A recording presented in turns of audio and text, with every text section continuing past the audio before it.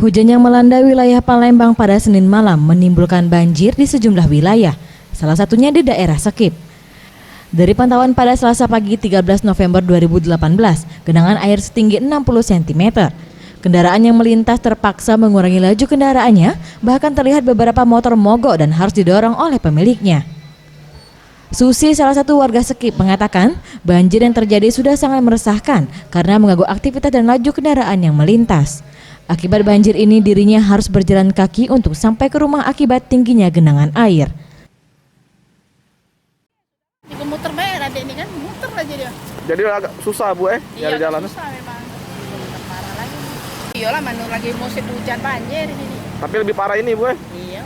Karena seluruh di wilayah tempat muter banjir kan Bu Iya. Jadi yang ini baik, yang di bagian sini sama bagian di ini apa dia? Gampang. Terpantau daerah Lapangan Hatta, Rambang, Lemabang, Sekip, Rajawali, Simpang Iba, Golf, Angkatan 66 serta Simpang Polda terdapat genangan air yang menyebabkan macetnya arus lalu lintas. Tim Liputan Sriwijaya TV.